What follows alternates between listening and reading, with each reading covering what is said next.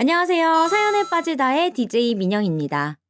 오늘 사연은요, 인천에 사시는 40대 주부님께서 보내주셨는데요.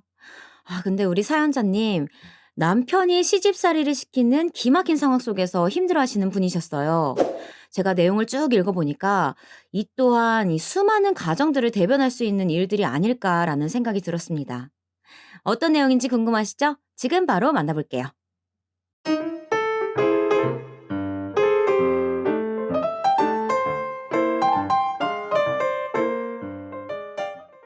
안녕하세요. 정말 이렇게 살다가는 화병에 저도 오래 못 버틸 것 같은 마음에 누구라도 붙잡고 하소연이라도 해보려고 이렇게 사연을 보냈어요. 요즘 왜 이리 나이를 들면 들수록 주변에 말도 못하고 혼자 감내해야 하는 일들이 많은 걸까요? 제가 겪은 힘듦보다 저 사실이 더 저를 괴롭게 하는 것 같아요. 저는 인천에 살고 있는 40대 주부예요. 맨날 입버릇처럼 살기 힘들다, 고민이 많다, 이런 사람들 말 듣는 게 싫어서 피해 다니는 편이었는데요. 제가 그런 모양새가 되니까 좀 이해가 가요. 나도 살기 바쁜데 왜 저렇게들 말하고 다니고 공감받길 원하나 했거든요. 근데 저도 이제 주변 친구나 엄마들한테 그럭저럭 하소연을 하게 되더군요. 다름 아닌 우리 남편과 시댁, 진짜 그놈에 미친 시댁 때문에 못 견디겠거든요. 제가 좀 짧게 줄여서 말을 해보자면 우리 시댁은 그렇게 넉넉지도 않은데 허영만 가득한 집이에요. 그래서 뭐든 명품으로 사야 되고 뭘 부르던 간에 돈을 크게 부르시는 분들이거든요. 그나마 좀 나은 게 있다면 저한테 직접적으로 어머님, 아버님이 뭘 요구하시는 건 없다는 거예요. 특히 어머님은 그나마 좀 깨어있으신 분이셨어요. 적어도 고부 갈등 쪽으로는 말이에요. 나는 우리 며느리한테 바라는 거 없어. 이 정도면 잘 얻었지 뭐. 솔직히 우리 성준이 말고 이렇게 나머지 녀석들이 시집 장가들을 안 갈지 몰랐잖아. 그러니 한 녀석만이라도 간 게 어디야. 나이 먹어서 이렇게 자식들 옹기종기 데리고 사는 거 진짜 사람들한테 흉이고 창피하다. 왜 이렇게들 안 가는지 모르겠어. 이렇게 말씀을 해주시는 건 감사하긴 한데 왜 어머님이 멀쩡한 것 같으면 나머지 주변 사람들이 저를 가만히 못 놔둬서들 안달인 걸까요? 시댁은 그다지 넓지도 않은 30평대의 집에 아버님과 어머님, 그리고 아주버님, 시누이 둘, 이렇게 5식구가 살고 있었어요. 심지어 막내 시누이는 30이 넘었고 아주버님은 40대 중반이시거든요. 나이가 들 만큼 들어있는 자식들과 계속 살고 계시는 거죠. 시부모님은 6, 70대이시고요. 그 사이에 껴있는 우리 남편은 대체 어디서 그런 몹쓸 효자병에 걸렸는지 모르겠더라고요. 우리 엄마 아빠 고생 진짜 많이 하셨어. 내가 제대로 책임져 드려야지. 그리고 형이랑 동생들도 아무도 결혼을 안 하고 있잖아. 우리 미선이가 제대로 손녀 역할을 해야 돼.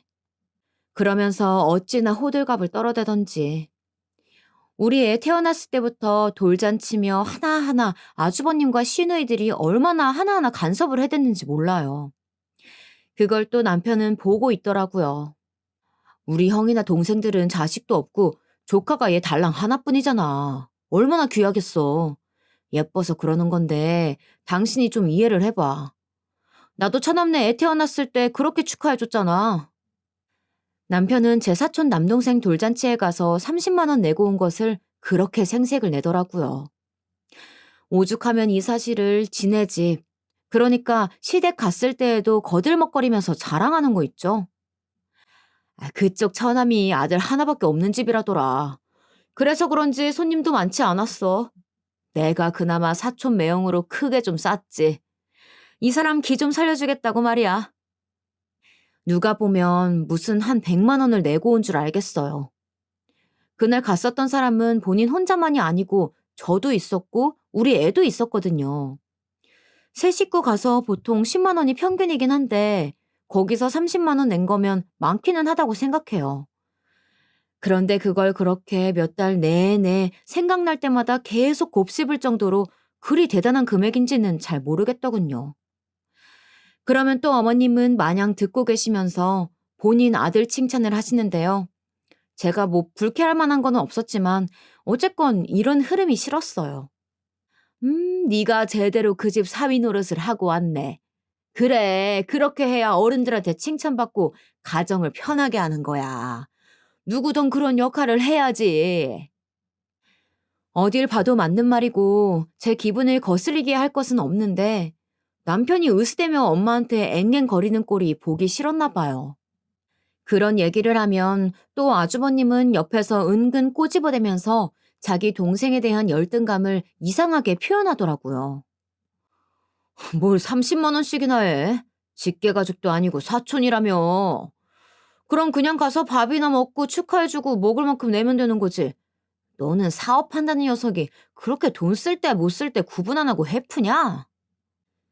이렇게 퉁명스럽게 대꾸하는데 어딜 봐도 자기 동생을 향한 자격지심이라는 건 알지만 저는 그 소재거리가 되어서 그런지 기분이 나쁘더라고요. 그래도 일단은 그냥 넘기겠다고 마음먹고 제발 남편이 그런 얘기 좀 그만했으면 좋겠는 거예요. 이제 반대로 우리 집 이야기를 해보자면요. 저희 집은 아빠가 일평생 자그마한 세탁소를 하셨고 엄마도 엄청 검소하신 편이에요. 어떤 때에는 진짜 왜 이렇게까지 해야 할까 싶을 정도로 절약을 하셔서 가끔 남편 보기 창피할 때도 있었답니다. 남편한테도 반찬 하나 갖다 주면서 이런저런 설명을 하는데 저도 민망스럽고 남편도 약간 짜증스러워 보여서 옴짝달싹을 못했어요. 이복의 박서방, 이거 내가 다 산에서 하나하나 뜯어가지고 온 나물이야. 이거 껍질 벗겨가지고 먹을만하게 만드느라 얼마나 고생했는지 몰라. 이거 봐봐봐. 벌써 손끝이 다 벗겨지고 새카맣잖아. 하여간 셋이서 맛있게들 잘 먹게나. 엄마가 이렇게 힘들게 나물을 무쳐왔는데 남편은 영 시큰둥한 표정으로 봤더라고요. 그래도 신혼 초까지만 해도 감사하다는 표현을 하기는 했어요. 하지만 시간이 점점 지날수록 약간 빈정거리는 투로 말하더라고요. 이때도 전 제가 예민하게 잘못 들은 건 줄 알았어요. 저 장모님, 이제 이런 건 그냥 저희가 알아서 먹어도 될 것 같은데 맨날 고생하시잖아요. 이거 갖고 오신다고 힘들게 왔다 갔다 하시고. 장모님도 힘드실 것 같으니까 안 주셔도 돼요. 딱 들을 때 말이야 우리 엄마를 생각하는 것 같지만 표정은 굉장히 귀찮다는 듯 느껴졌거든요. 엄마는 이런 속내를 들여다보며 불쾌해하는 제 속도 모르고 그냥 허허 웃으면서 말하는 거예요. 아이고, 이런 게 다 내 기쁨이지 뭐. 반찬 하나 만들어서 노나 먹으면서 자식 얼굴 보는 게 제일 좋은 거 아니겠어? 내 걱정은 하나도 없어. 걱정 안 써도 되네. 아이고. 역시 제 예상이 맞았던 건지 엄마의 이런 말에 남편은 미간을 슬쩍 찌푸리더니 입술이 삐뚤어지더군요. 우리 엄마가 단순히 왔다 갔다 하는 걸로 그치는 것은 아니고 점심 식사 때쯤 맞출 때에는 저희랑 같이 식사하러 가실 때가 종종 있거든요. 그래봤자 한 달에 두어 번 정도예요. 근데 이것도 약간 귀찮은 듯 대하더니 어느 시점부터는 아예 대놓고 자리를 피하더군요. 장모님, 제가 회사에 볼 일이 있어서 들어가 봐야 할 것 같아요. 이 사람이랑 미선이랑 셋이 맛있는 거 드시고 또 뵙겠습니다. 이러면서 쓱 사라지는 거 있죠. 이렇게 남편이 향한 회사에는 얼마 많지 않은 직원 둘에 저희 어머님, 아버님이 가끔 번갈아 가면서 나오시고요. 거기다가 시누이들이 번갈아 가면서 장난하는 마냥 출근하는 곳이었어요.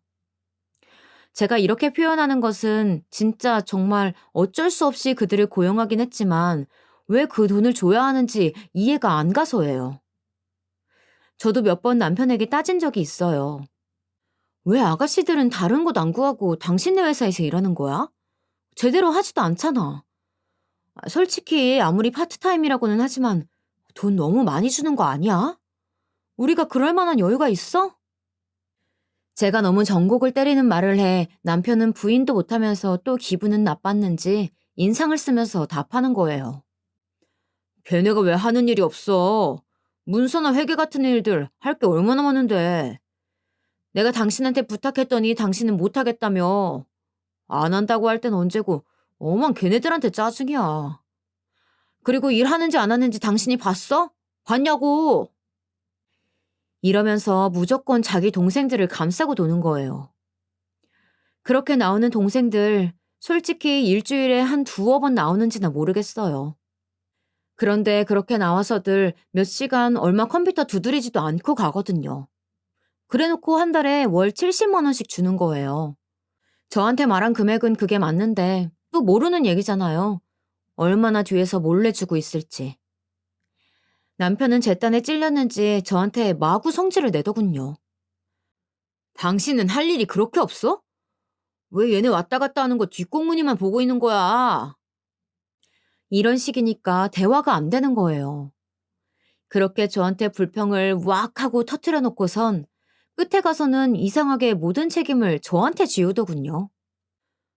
대체 왜 맨날 이런 걸로 싸워야 하는지 모르겠다. 당신은 이상하다고 생각 안 해? 왜 이런 얘기가 싸움으로 가냐? 내가 내 동생들 필요해서 채용해서 쓴다는데 그걸 그렇게 쫓아다니면서 감시하는 거야? 이제 이런 것도 허락받아야 돼? 그러니 저는 늘 대화의 끝에서 신경이 곤두서 있고 결혼한 연차가 좀 지나다 보니 이제는 남편이 하는 말에 잘 대꾸를 안 하게 되었답니다.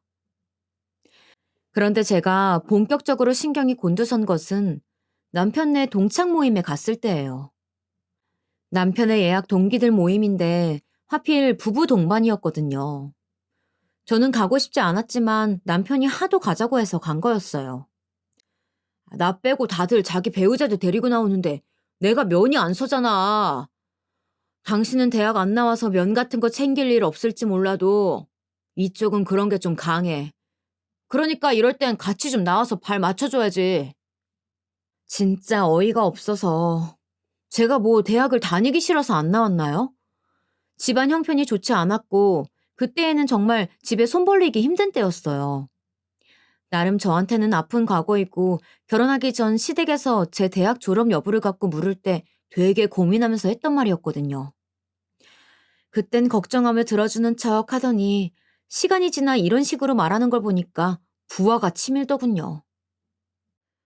당신은 나를 구슬려서 데려가려고 해도 모자랄 판에 지금 말을 그따위로 해야겠어? 지금 나 무시하는 거야? 아, 됐어. 시끄럽고 옷이나 잘 차려입고 와. 늦으면 안 돼. 이러면서 이날 장소까지 제가 알아서 대중교통으로 가게 하더군요. 자기는 회사에서 편히 차로 이동해놓고 말이에요. 그날 어떤 고급스러운 레스토랑을 하나 빌려가지고 모이기는 했는데 동기 모임이라고 해놓고 그렇게들 많이 오지도 않았더라고요. 한 6, 7쌍의 부부들이 오기는 했는데 그날 다들 어색하게 인사를 하고 앉기는 했어요. 근데 남편이 이날따라 뭘 그렇게 큰 소리를 치는지 자기가 회사를 운영하고 가족들도 같이 도와주고 있고 집을 먹여 살리고 있다는 걸 엄청 크게 어필하는 거예요. 듣기 짜증나서 그냥 물만 마셔대고 있는 저에게 남편은 이때 또 뭘 그리 인정받고 싶었는지 저를 제물로 삼더군요. 와이프도 내 덕 많이 봤지. 나랑 결혼해서 사느라고 호강도 많이 했고 말이야. 하여간 그런데 그만큼 돌아오는 게 없으니 세상에서 제일 손해본 투자가 결혼 같아. 나는 결혼 빼고 다른 건 다 성공한 것 같은데 말이야. 이러면서 어줍잖게 거들먹거리는 소리를 하는데 진짜 미쳤나 싶더라고요. 저도 얼굴이 벌개져서 뭐라고 받아치려는데 남편이 알아서 막는 거 있죠? 아, 그만 그만. 흥분하지 말고. 내가 틀린 소리 한 건 아니잖아. 아무튼 좋은 자리 왔는데 당신도 이거나 먹어. 그만하고. 하지만 저도 약간 구질구질하게 이때 물고 늘어지기 시작한 거예요. 결국 모든 시선과 화제가 저희 쪽으로 몰려들게 되었어요. 내가 당신이랑 결혼해서 무슨 호강을 했는데? 뭘 돌아오는 게 없어. 내가 어떻게 뭘 해줘야 했는데? 이러니까 이제 맞은편 앉은 부부들이 당황해서들 말리기 시작하고 남편은 슬슬 인상을 구기더군요. 아이씨, 이 여자가 왜 이래? 왜 남의 모임에 따라와서는 분위기를 망쳐? 조용히 하고 마시기나 하라니까 진짜. 이러고 있는데 진짜 너무 서럽게도 맞은편 여자가 갑자기 이걸 중지하면서 한마디 하는 거예요. 정말 차라리 가족보다 남이 낫단 생각이 들었어요. 얘 성준아, 와이프 데려와서 그렇게 말하는 게 어딨어. 같이 와줬으면 고맙게 생각해야지. 저기 그만하시고 이것 좀 드셔보세요. 아기는 몇 살이에요? 어디 맡기고 오셨나 봐요. 이렇게 급하게 화제를 바꿔주니까 저도 좀 숨통이 트였어요. 그런데 이 순간 남편이 정말 미친 짓을 해버린 거죠. 그 여자분 상대 배우자분도 얼굴을 찌푸리고 자리에서 일어서 버릴 정도였어요. 수영이, 너는 어쩜 그렇게 말하는 게 여전히 이쁘냐? 아, 내가 그때 너랑 연애를 했어야 했지. 하여간 눈이 잘못돼가지고. 술이 웬수지. 이러면서 저는 알아들을 수도 없는 도통 지 혼자만 아는 얘기를 떠벌리고 얼굴은 벌개져 있는 거예요. 이러니 옆자리에 있던 그 여자분 남편분도 화가 나서 목소리를 높이게 되었고 분위기는 전체적으로 엉망진창이 되어버렸어요. 그 말씀이 좀 듣기 거북하네요. 옆에 계신 아내분한테도 실례 아닙니까? 이러니 다들 서로 눈치 보다가 어쩔 수 없이 일어나는 분위기가 되었고 남편은 돌아오는 차에서도 대리기사님이 계시건 말건 저한테 내내 짜증을 냈어요. 저는 술 취한 인간 상대로 뭘 싸울까 싶어 창밖만 내다보고 있었고요. 내 팔자가 어쩌다가 이렇게 된 건지 눈물이 줄줄 흐르더군요. 결혼을 후회한다느니 다른 여자를 만날 걸 그랬다느니 그따위 말들을 제 면전에 대고 아무렇지 않게 하는 인간이었어요. 제가 왜 이런 인간이랑 여지껏 같이 살아온 걸까? 과연 애 때문인 걸까? 애가 전부인 걸까? 별 생각이 다 들었어요.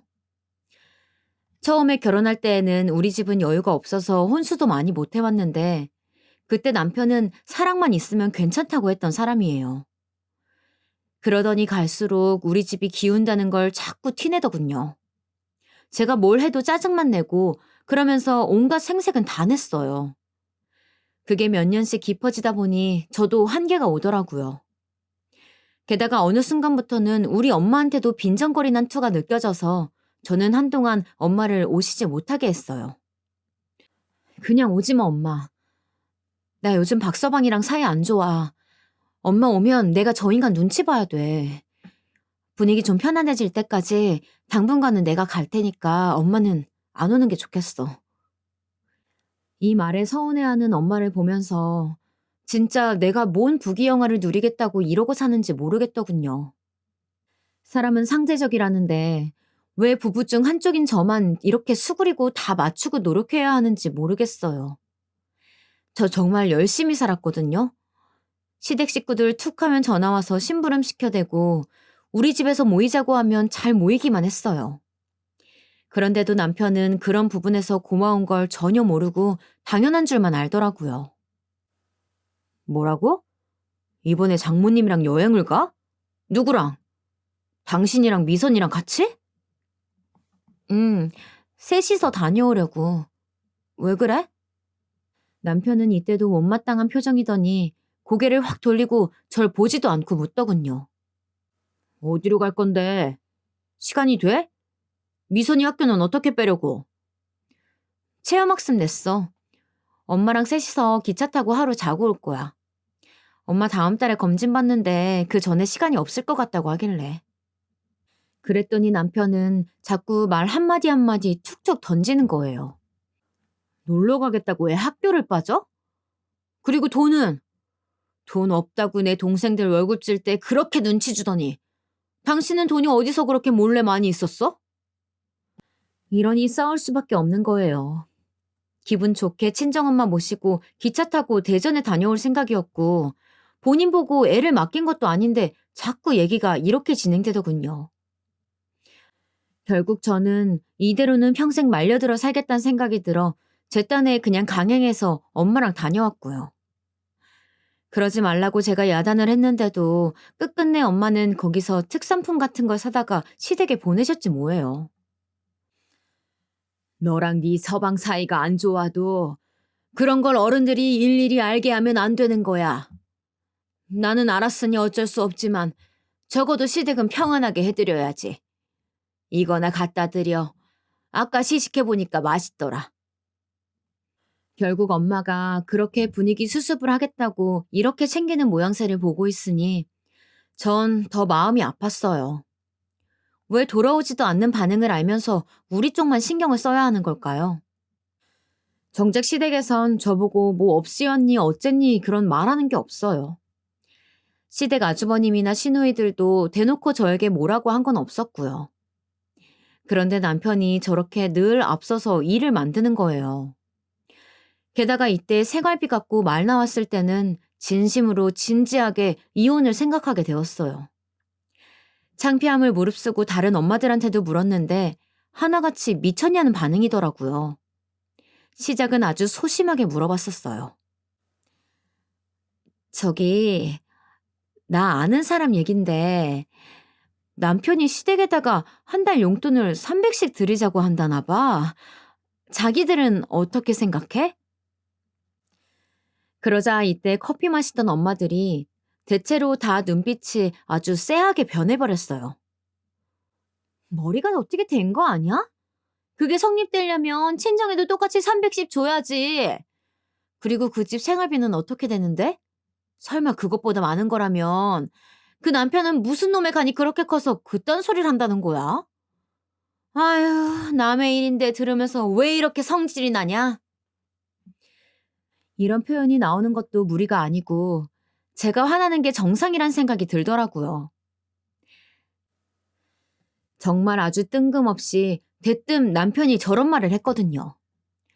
생활비를 솔직히 제가 관리하지 않았다면 남편은 저에게 굳이 말하지도 않았을 것 같은 거예요. 엄마 아버지 이제 몸도 힘드시고 그리고 우리 회사 와서 일도 도와주시잖아. 아직은 두 분 도움으로 거래처 확보되는 것도 있다고.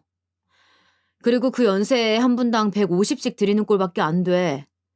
두 분이 돈이 그 정도 든다고 하는데 어떻게 더 줄여달라고 해?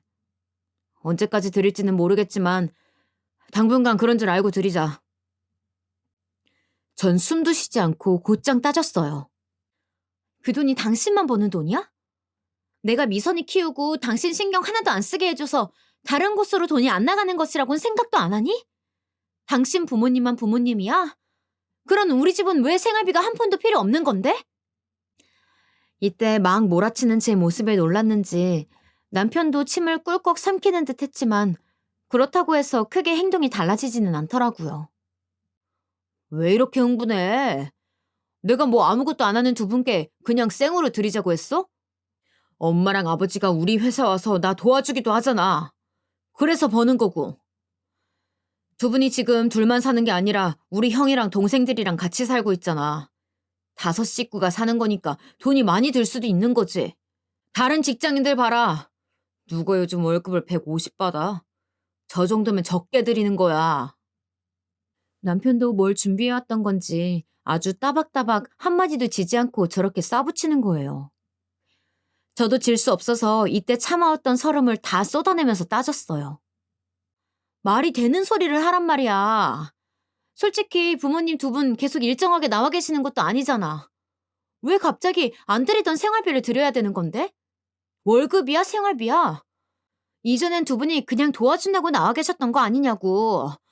그리고 당신, 우리 세 가족 생활비는 알기나 해? 우리 셋이 졸라매고 아꼈어 200이야. 근데 부모님께 지금 300을 매달 공으로 드린다고? 남편은 말을 하면 할수록 저를 완전 악처럼 몰아가면서 코너로 끌고 가는데 이때 굽히지 않고 계속 싸워댔어요. 생활비 300이라는 숫자는 정말 얼마간 저를 잠도 못 자게 할 정도로 괴롭게 하더라고요. 그런데도 중요한 건 남편은 제 결정은 중요하지도 않았나 봐요. 며칠 뒤에 그냥 저한테 웬 문자 한 통만 보내더라고요. 이거 어머니, 이거 아버지 계좌번호. 이리로 이제 입금해드리면 돼. 날짜는 매달 잊지 말고 보내드려. 보내드린 다음에 캡처해서 나한테 보내주고. 혹시나 제가 안 보낼까봐 이렇게 증거까지 해서 보내라니 제가 기가 막히지 않겠냐고요. 이 꼴 저 꼴 다 싫으면 이혼하는 수밖에 없으니 너무 고민이 되더라고요. 하다 안 되겠어서 엄마한테 상담을 했는데 엄마도 이 부분은 어이가 없으셨나 봐요. 내가 그동안 박서방 하는 거 그냥 보고는 있었다만 니네 생활비도 여의치 않다며. 너보고 곧 일하라고 한다고 하지 않았어? 그런데 거기서 무슨 시부모님 용돈을 더 드린다는 거야? 니네 시댁이 그렇게 여유 없는 집도 아닌데 왜 그러는 거래? 그러게 말이에요. 우리 어머님, 아버님 한 달에 한 번은 꼭 백화점 가시는 분들이에요.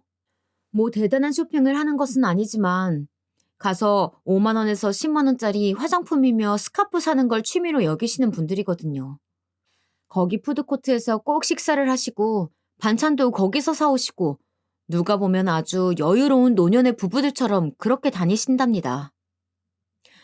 하지만 그렇다기에 집이 엄청 잘 사냐 그것도 아니에요.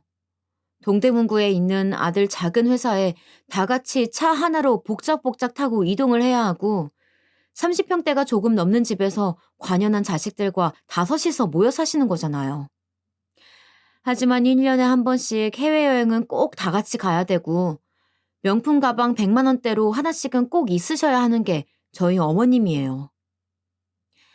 이렇게 하는 것이 그간 저에게 피해가 된 것은 아니지만 이제 본격적으로 피해를 봐야 하는 거잖아요.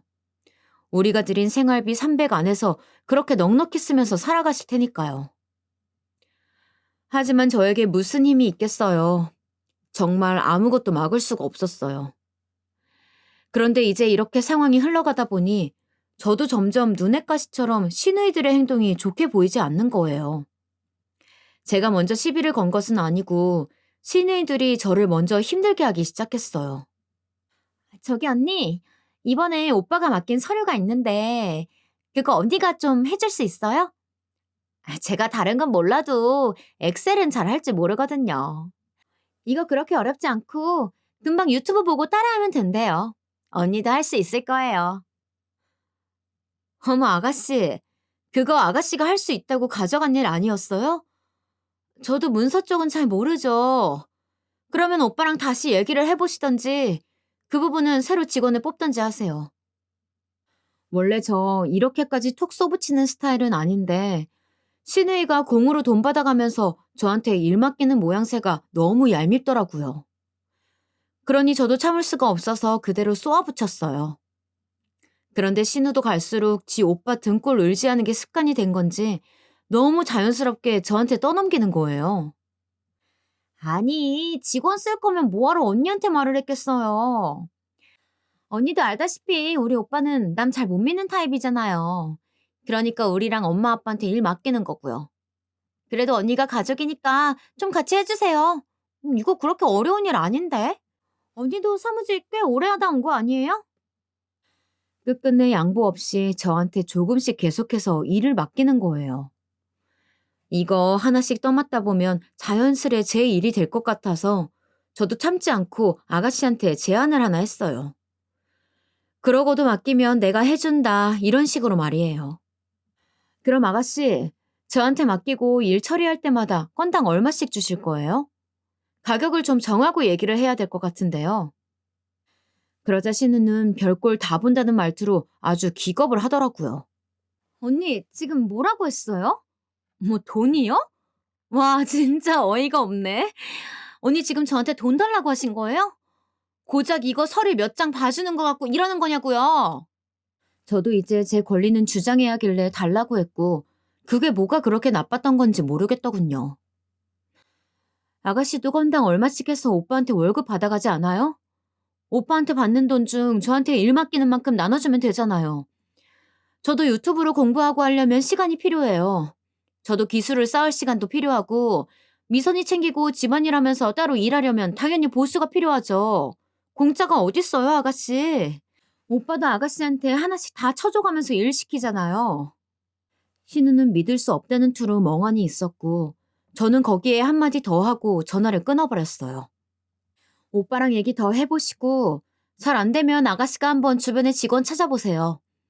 요즘 어린 친구들 엑셀 다룰 수 있는 친구들 많잖아요. 아마 급여 잘 따져보고 시급 얘기하면 적당히 잘 찾을걸요? 그럼 전 이만 미선이 데리러 가야 해서 끊을게요. 이렇게 끊어버리고 솔직히 진담 반 농담 반으로 한 거라 아주 반응이 기대되더군요. 하지만 이후로 신우한테 전화 한 통 없었고 남편도 분명 얘기를 들었을 텐데 저한테 말을 안 하는 거예요. 그냥 말 안 나오면 말자는 식으로 넘기려고 했는데 아니나 다를까 분명히 이 인간 지 동생한테 이 얘기를 듣긴 했나 봐요. 전혀 다른 주제로 저한테 짜증을 내고 시비를 걸어대는 거예요. 밥이 이게 뭐야? 국은 어제 먹었던 거 아니야? 반찬 이게 다야? 아, 진짜. 밖에서 일하고 온 사람한테 이것밖에 못 주냐? 나 진짜 기분 나빠서 못 먹겠다. 나 엄마 집에 갔다 온다. 차려준 밥 몇 술 뜯어 말고 저렇게 화를 내더니 기어코 일어나서는 결국 시댁에 간다는 거예요. 아예 대놓고 엄마한테 가서 꽁냥꽁냥 일러 바치겠다는 거죠. 하지만 남편은 제가 뭘 잘못했다고 이 한마디에 그렇게 발등에 불이라도 떨어진 양 팔짝 뛰면서 화를 낸 걸까요? 그래, 알았어. 다녀와, 그럼. 정말 이 말 한마디만 했을 뿐인데 이게 그렇게 잘못한 일인가요? 남편은 옆에 있던 서류 봉투를 집어 던지고 발로 막 바닥을 땅땅 쳐대질 않나 자길 무시하는 거냐고 막 소리를 지르는 거예요. 네 눈엔 내가 우습지? 우스워? 돈 벌어다 주는 남편이 우습냐고. 한 푼도 지 힘으로 못 버는 게 진짜 어디서 못된 버릇만 들어가지고. 남편은 눈이 완전 돌아가서는 옆에 말만한 지 딸이 있는데도 애가 드는 건 생각도 안 하고 내뱉는 거예요. 이쯤 되니 저는 완전히 감이 와서 무슨 말도 안 하고 조용히 밥만 먹었어요. 대꾸하고 싸워봤자 저 야단에 말려드는 꼴이거든요. 역시나 혼자만 실컷 성내다가 가방 주워들고 지 엄마네 가버렸고요. 한참 늦게 밤이 돼서야 꾸물꾸물 기어들어오지 뭐예요. 그때는 저도 아는 척 안 하고 거실 소파에 앉아 TV만 쳐다봤고 딸만 멀뚱멀뚱 제 아빠를 반길 뿐이었어요. 흙인 남편은 저를 보는 것 같더라니 지도 민망한지 잠바를 뒤집어 쓰고 방으로 가버리더군요. 하지만 제 마음은 썩 좋지 않았고 이렇게 살아가는 생활에도 점점 지쳐가더라고요. 사실 이런 생각을 했던 게 이 무렵쯤 만났던 전 직장 동료 때문이에요. 이분은 50대이신데 이혼한 지 그때가 한 4년 정도 되셨을 때였거든요. 근데 생각보다 무척 잘 살고 계시는 거예요. 나는 아들이 하나인데 애 군대 가자마자 바로 이혼했어. 아들이랑도 이미 얘기가 잘 됐고 나쁘지 않더라고. 남편은 물론 싫다고 엄청 끈질기게 매달리긴 했지만 말년이 될수록 아쉬운 건 남자들이야. 여자들이 남편 없어서 아쉬울 게 뭐가 있어? 돈은 여자도 벌고 먹고 살 수 있어. 남자들은 밥에 빨래에 별 뒤치다거리 다 해주고 떵떵거리기도 해야 되는데 그걸 이제 여자가 안 한다고 하니까 환장하는 거고. 그렇게 이혼을 하시더니 곧장 집을 얻어서 새로 둥지를 꾸미셨다고 하더군요. 정말 너무 좋아. 매번 삼시세끼 남편 밥 해줄 걱정 안 해도 되고 나랑 전혀 달라서 이골이 났던 그 생활 패턴에 대해서 짜증낼 일도 없어. 시댁 식구들도 아주 작살나게 나를 괴롭게 했는데 그들 얼굴 마주할 일도 없고 말이야. 그쯤 되니 저도 슬슬 단점도 들어보고 싶은 거예요. 없을 리는 없을 것 같아서요. 근데 이상하게 말이야. 딱히 걸리는 단점은 없어. 뭐 혼자 있다가 뭐 아프다거나 사고가 나면 곤란하긴 하지. 근데 그건 뭐 같이 산다고 그런 일이 없나? 부부로 살고 있어도 이 사람은 딱히 도움이 안 돼. 자기 필요할 때만 나를 부려먹으려고 하고 내가 도움이 필요할 때 도움이 돼준 적은 한 번도 없어. 진지하게 나는 이 사람 인생의 퍼즐 부속품 같다는 생각만 들더라고. 정말 소름이 끼치도록 제가 느끼고 있는 것과 비슷했어요. 남편은 어떻게든 권위를 갖고 제 위에만 서려고 했고 모든 걸 본인에게 맞추기만 바랬거든요. 그나마 딸은 지 핏줄이라고 잘해주긴 했지만 우리 딸도 남편을 썩 좋아하지는 않았어요. 그럼 나는 누구랑 살지? 엄마랑 사는 게 더 나으려나? 우스갯소리로 제가 말을 했을 때 딸은 누구랑 살아야 할지 고민만 하지 딱히 반대를 하는 것 같진 않았어요. 하지만 살이 분별 안 되는 아이의 생각만 듣고 쉽게 결정할 문제는 아니니까요. 그리고 저는 이윽고 엄마에게 이 사실을 알리게 되었고 여느 친정엄마들 못지않게 엄마도 똑같이 반대를 했어요. 세상이 아무리 바뀌었다고 해도 이혼에 대한 시선은 안 좋은 거야. 무슨 허울 좋은 소리만 하고 있어. 일단 여자는 나이가 들면 들수록 옆에 남자가 있기는 해야 돼. 안 그러면 이 험한 세상 어떻게 살아? 집에 남자가 있고 없고 차이가 크다고. 이제 엄마와도 대화가 안 통한다고 생각해서 그만하려는데 의외의 얘기를 엄마가 하시더라고요. 여기서는 조금 솔깃했어요. 남자가 뭐 대단하고 좋아가지고 모시고 살라는 얘기가 절대 아니야. 그냥 네 보험처럼 데리고 있으라는 얘기야. 안 그러면 그동안 밥해 먹이고 시중 다 들어가며 같이 살던 게 아깝잖아. 여자가 혼자 늙어가는 거랑 영감탱이가 있는 거랑 이 무섭고 험한 사건 사고가 판치는 곳에서 얼마나 차이가 큰데. 그냥 쓸모가 있어서 부린다고 생각을 바꿔봐. 엄마도 네 아빠랑 그렇게 살았어. 그러고 보니 엄마는 밥솥 고칠 때라든지 밤길에 어디를 나간다든지 뭐 어디 갈 때 운전을 시킨다든지 이런 상황에 부지런히 아빠를 끌고 다녔어요. 우리 아빠도 썩 가정적인 사람은 아니지만 엄마가 그런 거 시키고 칭찬해주면 보통 기분 나쁘지 않게 해주시는 편이거든요. 나라고 뭐 네 아빠 사랑하고 좋아서 뭐 그래서 산 거 아니야. 너도 알 거 아니야. 근데 이 세상 굴러가는 거 보면 남자고 여자고 다 서로가 필요가 있어서 사는 거라고. 이런 거 싫고 저런 거 싫고 다 따져가면서 못 살아. 박서방도 나이 들면 지 집이 최고고 마누라가 최고라고 생각을 할 거야. 우리 엄마는 굳이 저렇게 믿고 싶어 하는 것 같더군요. 하지만 엄마가 했던 말들이 막 틀린 내용은 아니었어요. 도움이 되는 부분이 없는 것은 아니니까요. 그렇지만 그것만 기대하고 살기에는 현재 저에게 힘든 부분들이 정말 너무 많게 느껴졌어요. 게다가 이 생활비 300을 얼레벌레 넘겼더니 남편은 그 뒤에 더 큰 사고를 치고 말았답니다. 이날로 저는 완전히 마음이 굳혀져 버렸어요. 당신 나랑 같이 안 살 생각이야? 어떻게 그런 큰일을 묻지도 않고 결정했어? 우리 집을 담보로 대출을 받는다고? 3억이나? 아니 어머님 아버님은 돈이 없으신 거야? 아주버님이랑 아가씨들은? 왜 우리 집이 담보가 돼야 되는데? 말 그대로 남편은 우리 아파트를 담보로 대출을 해서 시댁을 위해 새 집을 사겠다고 마음을 먹었더군요. 무려 3억이에요. 이 인간 왜 이렇게 3이란 숫자를 좋아하는 건지. 그리고 관연한 자식들이 셋이나 있는데 그들은 꼼짝도 안 하고 왜 우리가 대줘야 하는 걸까요? 그 뒤에 남편이 설명하는 내용들은 정말 지리멸렬하다 못해 듣기 이골이 나는 내용들이었어요. 더 표현할 것도 없이 그냥 우리 엄마 아빠가 고생을 많이 했고 그만한 돈들은 없는 것 같다. 어쩌고 저쩌고 결국 나는 효자다. 끝. 이런 얘기인 거예요. 이럴 거면 우리 집도 꽤나 사는 집이 되어야 말이 되는 거 아닌가요? 당장 우리 집도 곧 어찌 될지 모르고 단지 내 엄마들은 이사 때문에 골치 아파하는데 덜컥 저렇게 대출이라니요. 심지어 그것도 우리가 갚아야 된다는 식으로 말을 했어요. 그 돈을 왜 우리가 갚냐고 말을 좀 해봐. 그럼 달마다 드리는 그 300만 원은? 설마 그것도 우리가 내는 거야? 남편은 진짜 못 낀 놈이 성낸다고 목소리 큰 놈이 이기는 줄 아는지 저한테 밑도 끝도 없이 마구 화를 내는 거예요.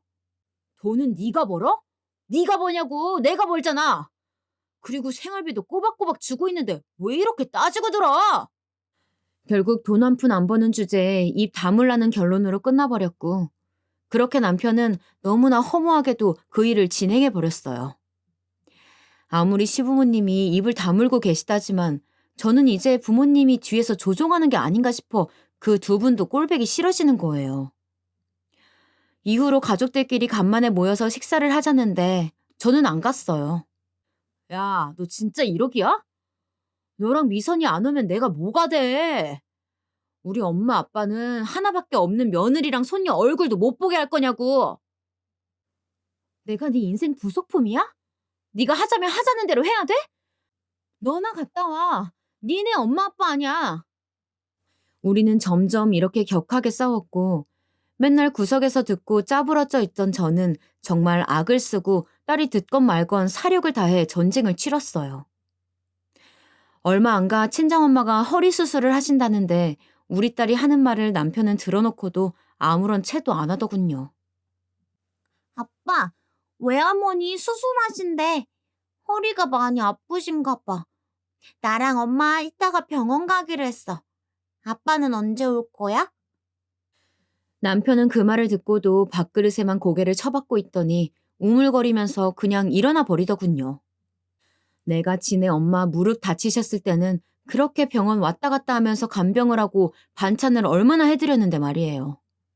자기 기분 나쁘다고 우리 엄마 수술 소식에 입 싹 씻는 걸 보니 점점 저는 이 인간에게 환멸감이 일어나기 시작했어요.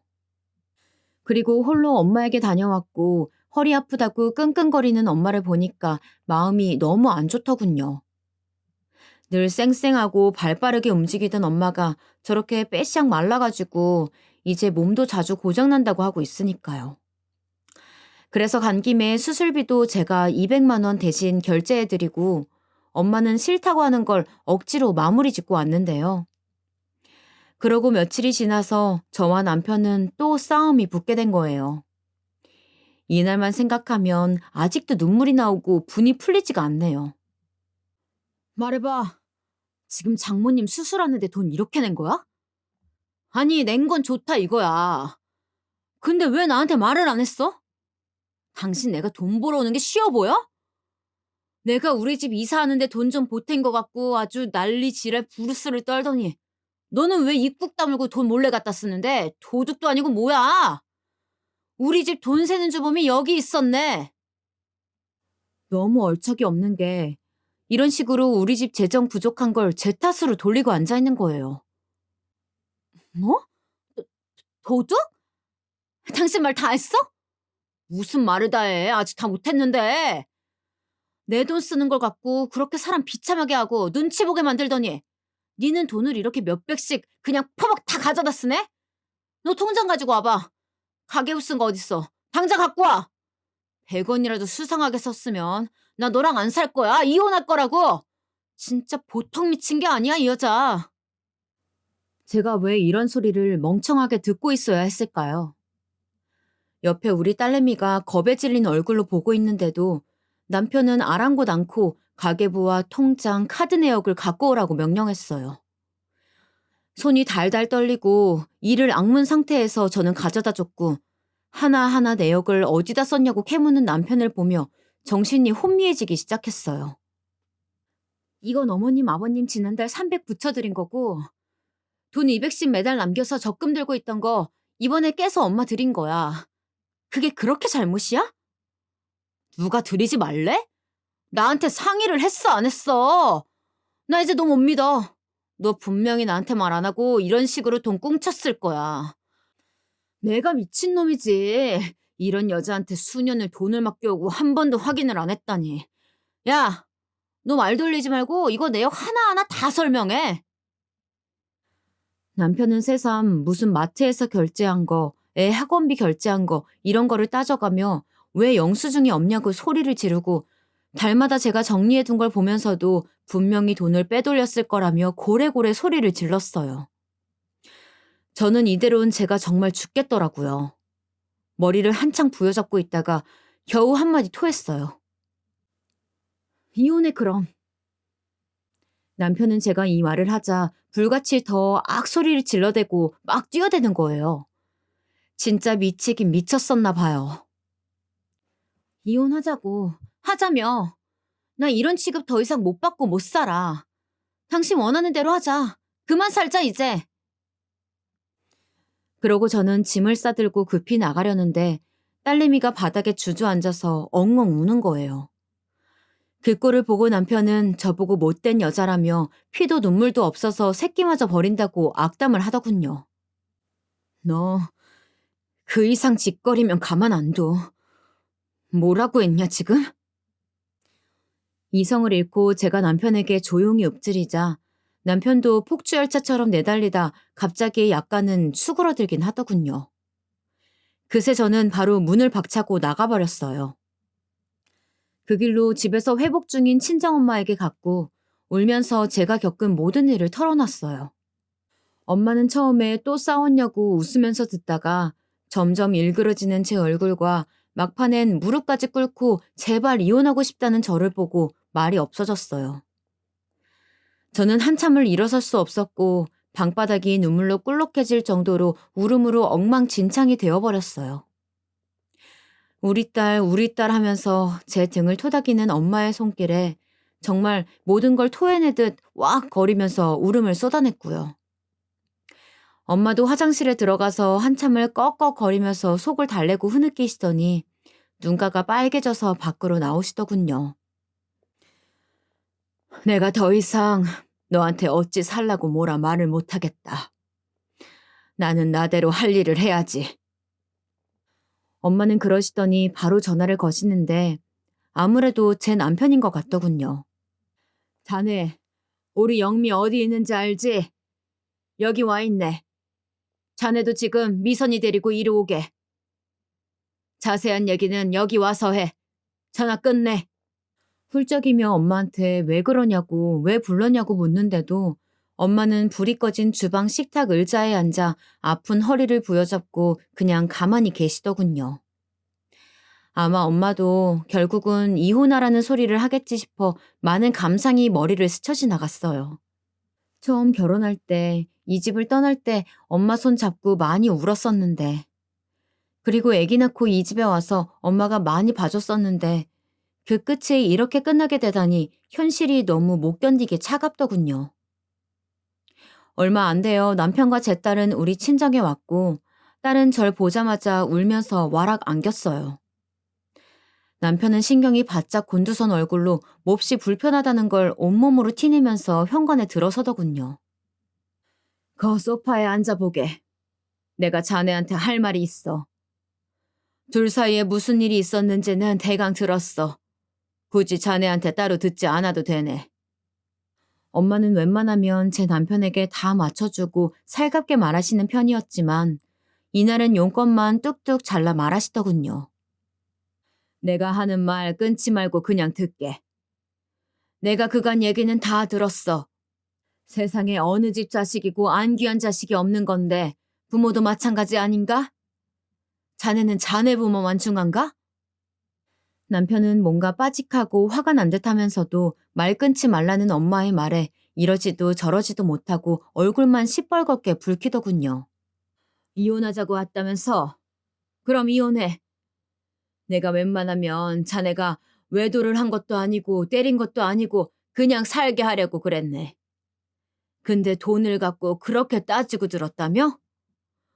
우리 영미가 그동안 10년 넘게 자네 딸 키우면서 살림한 게 뭐 사기라도 쳤단 말인가?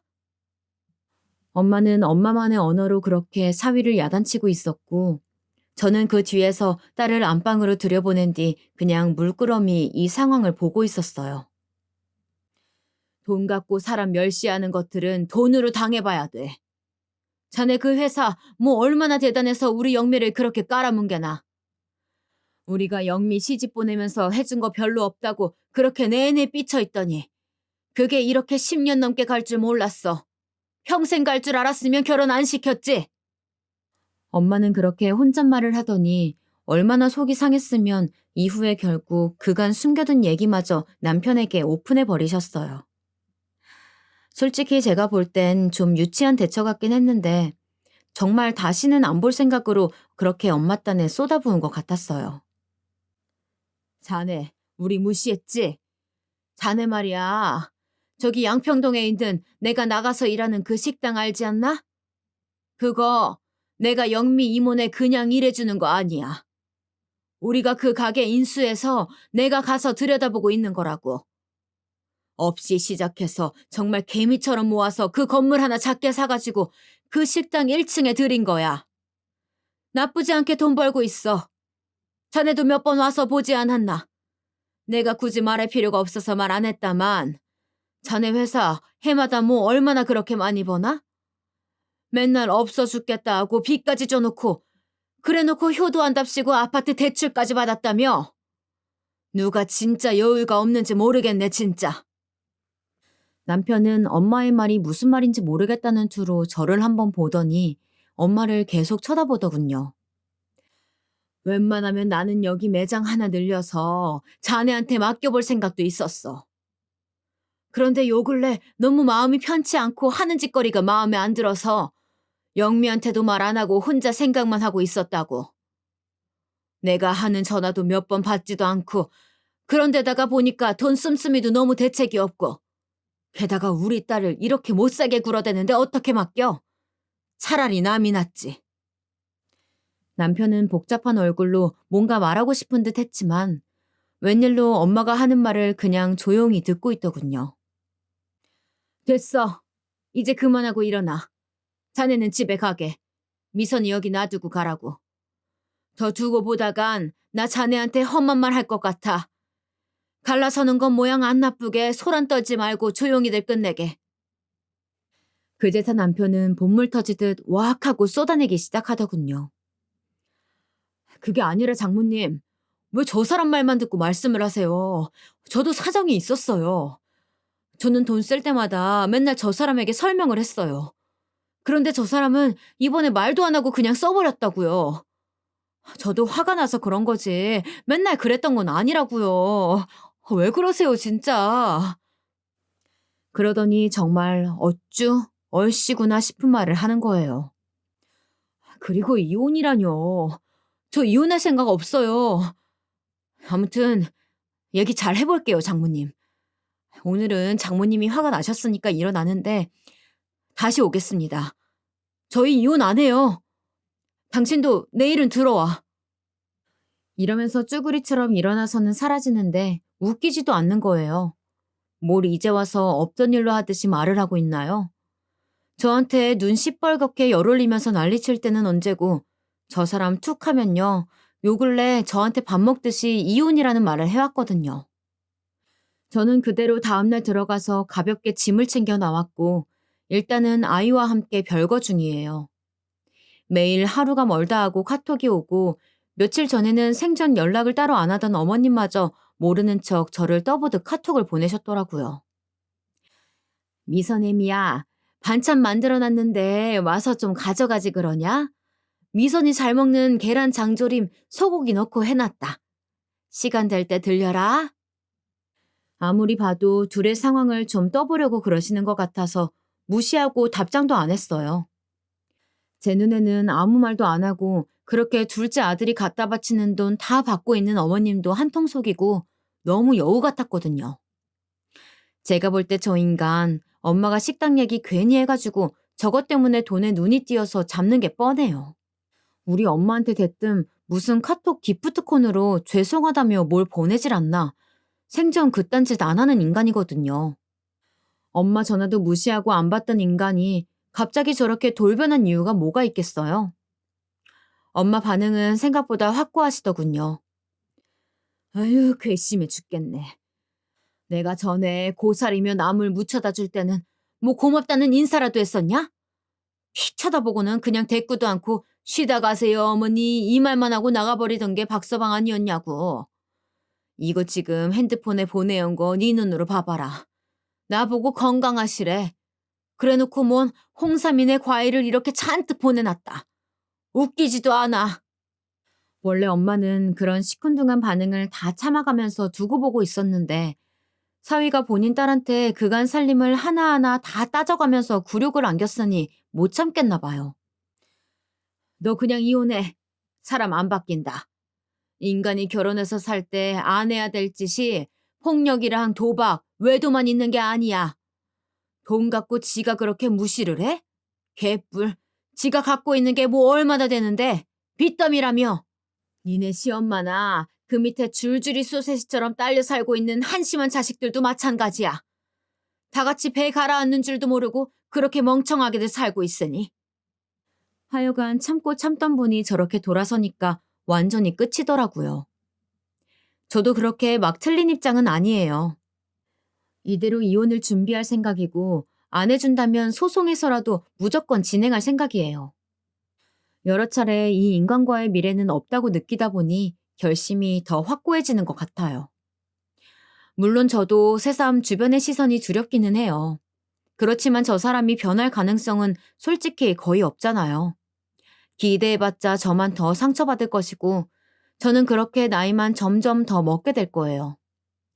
친정에 조금이라도 기댈 수 있을 때 저도 다시 직장 생활을 하고 제 돈벌이를 시작해보려고 해요.